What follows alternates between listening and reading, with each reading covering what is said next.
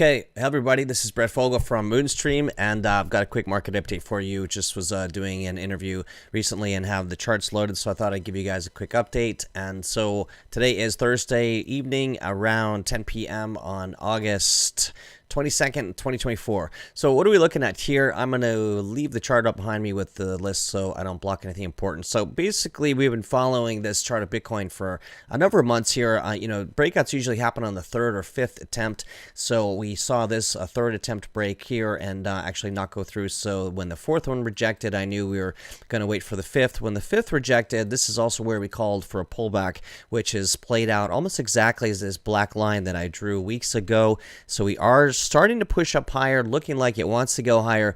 However, I'm not convinced yet. I think we could keep rolling over and go lower and retest because the IBIT, I've been following the IBIT since inception, and just like the CME and the CME gaps, I've noticed that every single IBIT gap on a 4-hour chart here, you can look at it on an hourly as well, but you can see each one of these gaps is filled, every single one of them except for one more, which I'll show you in a minute, all the way back from the beginning of the IBIT, which is an institutional product now. It's a Wall Street product that trades during office hours and normal trading hours, so that's 9 to 4 during the week, and of course off on weekends. So we had this big gap back here, and price was pushing higher, but I felt strongly we'd come back to fill this gap, which we did on that big gap down on Monday, which was great because we had buy orders down here on many coins. But here's the one that hasn't filled yet, this gap right here, which is below current price. So I do believe that we're going to push down here. There's these gaps on the CME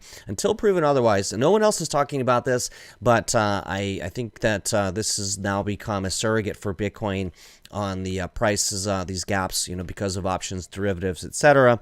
But anyway, we'll see what happens. This would be about a 15% drop in price on the IBIT. So going back to that chart of Bitcoin, if we were to look at a 15% drop, as you can see here, it puts it right back down in this buy block range, almost exactly. These are buy limit orders on the books, and so these have been very accurate in showing where prices will bounce.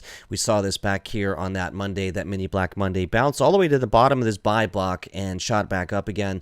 And, we see this all the time on the sell order blocks too. So that's why I think we do push down around this 51.5 region. Certainly could overshoot it down to 50K, maybe even wick down to below 50K just to get all the shorts to pile on, maybe liquidate some leveraged longs. So right now it's 50-50 chance which way we go. Nobody knows.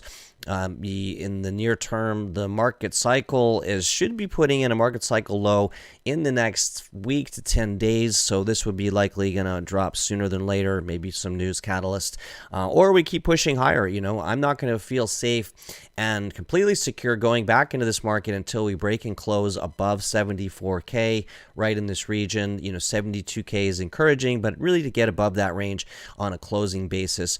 Any pullbacks, though, I will be buying on Bitcoin. And just to look at the other high flyers here, ETH also looking interesting, but I do think it pulls back here because it's got resistance here. We've got a sell order block just ahead. I do think we drop down into these levels here, which I labeled DCA for dollar cost averaging areas here, like around 2,400, also 2,300, call that 2,274, and then down to the bottom of that range, 2,176. Anywhere in here, excellent buy opportunities, and even if it comes down to here to 2,000, screaming buy, I would even put limit buy orders in on Ethereum at 2,000. Because any number of these could fill. And then what we're waiting for is to catch this new upward trend channel. I love to catch new uptrending channels and ride those up and down, which is a swing trader's dream.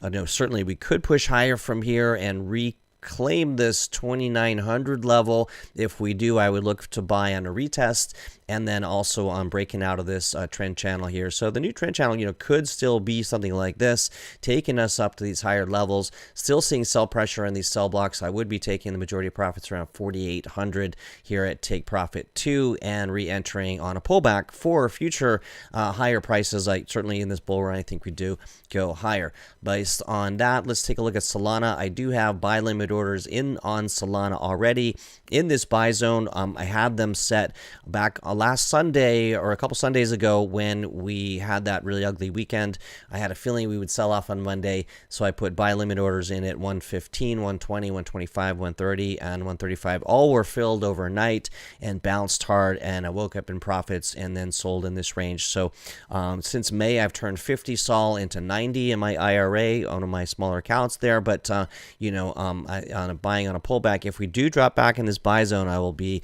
going heavily into Solana in this range because it's an excellent range we've been trading out of. If we continue to push higher here, we are putting in higher lows. I would consider buying into some strength, and this kind of scenario could also play out. So we'll just have to see what happens, but I do expect to move here pretty soon on these major alts and Bitcoin. I'll dive into some alts here in a minute. I do want to touch on the DXY, which has been dropping. Interestingly, Bitcoin's been dropping and the DXY has been dropping. Usually these are in a inverse relationship. This is an article that just popped up, sharp weekly drop on the dollar. Lots going on economically, and nervousness ahead of Fed Powell's speech here from Jackson Hole. So we'll see what he says there. But I do like the fact that we're dropping. I'd love to see us drop down below 100 in this 100 range, actually, where I call it Bitcoin rally zone. And then down below here, we've got super Bitcoin rally zone, which if we zoom out, we can see below sort of this 95 region would be the 2-year cycle low, and then below around 90 with the 3-year cycle low. And so that was interesting. And so we'll see what happens. Back in 2021, we were all the way down. The Dixie had fallen down into this 90 range. And so we've got quite a ways to drop still on the dollar, so we'll keep an eye on that. If you'd like to follow more of my trading ideas and updates, you can always find me. Google Brett Fogel on TradingView, and I've got several studies here, including the top 10 factors that'll take us to 150 to 250K. These top 10 reasons, including global conflict, money printing, QE, corporate and country adoption. These are all starting to tip over. Those dominoes are starting to tip over, and there's a little bit longer study here on that IBIT gap filling that I was mentioning to you. This is an interesting study that I've also recently been working on, and inspired by another study that I found online, but really tweaked this a bit. Essentially what it shows, these liquidity cycles here, this pattern here, exactly 46 months apart, or 1,400 days.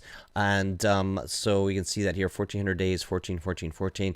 So those are the top of the liquidity cycles. The bottom of the liquidity cycles are when the prices start to break out of new all-time highs.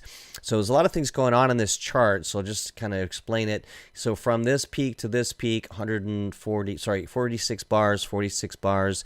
Now the tops of these are somewhat coinciding on the market cycle lows in the last several cycles. So down in here, and down in here, and down in here. More importantly, what we see is at the bottom of these, when liquidity starts to turn up higher and liquidity pulls back but starts to turn higher, that's when we break new all-time highs. So here and here, which we can see, and then right in here. So we're right there ready to break new all-time highs as this liquidity cycle starts to turn higher.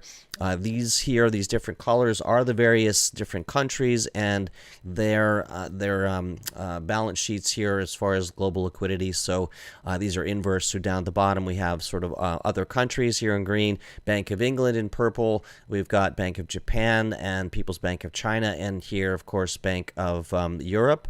And let's see, that's a European central bank is the blue, right? And then the FedNet. Okay, so that would be US. So hopefully that makes sense there. The other thing to show is these purple bars. These are also 46 bars in between, and these are from breaking the all-time highs. So this purple bar from this one to this one, also right before we broke new all-time highs, and then here also broke new all-time highs, and then here. So even though technically broke all-time high already and pulled back, we also saw that back before as well. But so here we're just ready to break back up higher. So I think it's imminent that we do go higher soon. If we want to jump over and look at some altcoins here, not a lot happening here. I'm looking at the AI sector. I'm waiting for this Fetch Ocean merger, so I don't want to do anything until that happens. But I am doing a lot of this drawing trend channels and looking for and making notes for when the trend channels break, or if we bounce down below into these buy block and these buy zones. You can see these. This is one of our custom indicators that you can find out more about at cryptomastery.org/pro. Our pro signals have been excellent, showing where buy and sell zones are. We have proprietary indicators down here and free weekly trainings on Tuesdays, and also our modified Bollinger Band. We have things that no one else has, like the Rocket, our early reversal indicator pro. Definitely recommend checking that out. You can learn more about what we do at moonstream.io and all of our services. Some free resources down at the bottom. Free monthly newsletter, Monday newsletter with news. The Tuesday live training, you can sign up for that. We have a trader success checklist, which is excellent for timing your trades and having greater confidence and clarity and courage to get in and out of trades, as well as some other reports like the 5 biggest mistakes that crypto traders make. And you can also sign up if you want. If it makes sense for you, I do have some private clients, generally with 6 figures or more in the markets, it would like some help and advice on optimizing their portfolio. You can click on this or just go to moonstream.io/workwithme, and you can watch a short video there and then click a button to schedule a call if that's something that would make sense for you. And just back to the charts here again, just watching kind of some of our favorites percolating. Filecoin has an interesting looking chart here with a rocket signal, which is one of our proprietary signals here. But what I like about Filecoin is I love it down in this buy zone, and it still has quite a bit of upside. I think it has 40x potential on this because it competes with Amazon's AWS sector, their most profitable segment, and this decentralized file storage sector. This decentralized physical infrastructure is going to be hot narrative in the next bull run.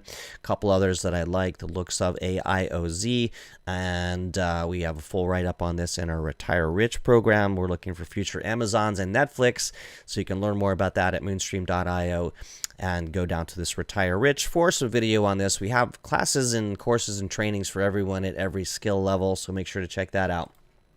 All right, what else? That's about it here. Helium has been pushing up nicely, probably a bit overbought, just waiting for some of these others to go. But I really think the bulk of the move is going to come from Bitcoin, and we'll see Bitcoin dominance run and a lot of the money flow into there. And so with some of that going into ETH and SOL as profits start coming out of Bitcoin, which always happens. Nice to see the total market cap is holding above $2 trillion. And I drew this last week here, so we are following this kind of push higher. We do expect resistance on the total market cap and all cryptos as we get into this range, $2.5 trillion all the way up to $3 trillion. I think they're going to front run that because, again, $3 trillion was that top of the market in 2021. So in this range, probably going to see a lot of profit taking across the board. So be wary of that. Some dark clouds up ahead, and taking profits is certainly the name of the game. So with that, I think I'll stop the video here, and hopefully you guys are having a great week. And we'll be doing more of these as we go. Certainly, you can get a lot of information on the short clips on this page, which come from our live paid classes. So if you have the time and you want to really get the golden nuggets out of our paid classes, like our M3 Active Trader or our Retire Rich classes, you can do that somewhere on this page. All right, everybody, take care, and we'll see you next time.